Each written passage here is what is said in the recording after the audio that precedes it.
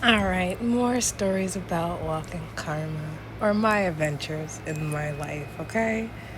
So I had a friend named Lindsay. That's not her real name. We're being anonymous here. And then a ex-boyfriend named Daniel, right? So I met Daniel over in Philadelphia at the Conshohocken Mall. He asked me for my number, and then we started talking with each other. It was purely platonic. I liked him, he liked me. And along the way, Lindsay ended up contacting him too. I think we were all talking, and he was like, "Yeah, we could talk anytime." Sorry. And then after that, Lindsay and Daniel started talking a lot more and more.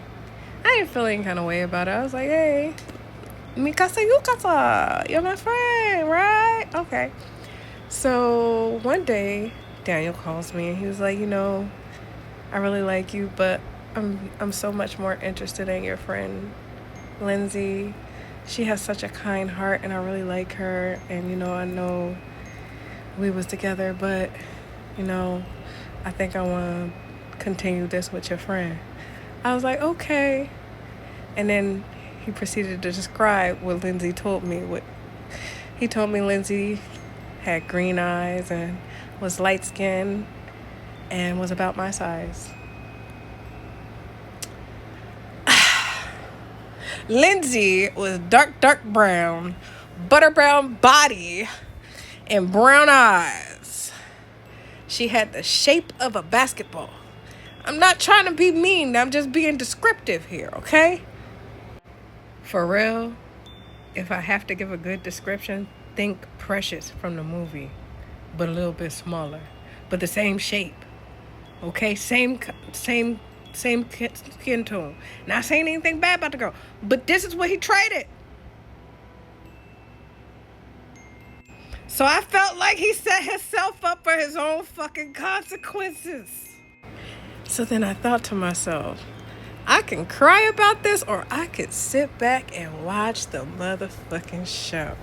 So I let her have him. Because in my head, I thought he was scum for doing that, and I thought she was a bit scummy for doing it too. So I just decided I would love to watch how that all breaks down. Now, I could have told him that she's lying to him, that she doesn't look that way, that she's not light skinned and doesn't have green eyes. I knew eventually they would have to meet, and she would have to travel all the way to Cheltenham, PA from New Jersey. Y'all see where this is going now, y'all? So I waited and I waited, pretended the friendship was perfectly fine. Nothing wrong with us. I was rating it. If I could have been a fly on the fucking wall in the mall, I would have been there. I would have been there. But I didn't get to be there. I just get to see the catastrophe after the fact. So she went to go meet him. And let's just say I ended up getting a whole bunch of calls that whole night. Because he was like, "Why didn't you tell me what she looked like?" I was like, I thought you was in love with the image that she gave you. I thought maybe you fell in love with her spirit image. Maybe that was what she looked like in spirit, bitch. That boy was begging and pleading. I was like, "Nah, nigga, that's what you get, bitch." And then I proceeded to end the friendship and never really talk to her again after that. Cause like, yeah, bitch, you did that, but you also lied, so I wanted to stay along for the show. And him, you scummy ass bastard. Ha ha. Most intrigued I was when I heard him tell me her description. I was like, oh my God, this is going to be interesting. Because see, this is how people of higher IQs think. We're going to see the whole picture. We're going to see how the fuck shit's about to go down, because we know one thing about you neurotypical people. You are all about fucking image. And all about image, because one, she lied about what she looked like. And he liked the lie. He lapped it up. He was like, ooh, a light-skinned girl with green eyes? Because you knew she could compete with brown eyes and same. She'd be like, oh, well, if y'all look the same. Well, that's what you get. She dangled the carrot in front of your fucking face and you realize it was fucking rotten, bitch.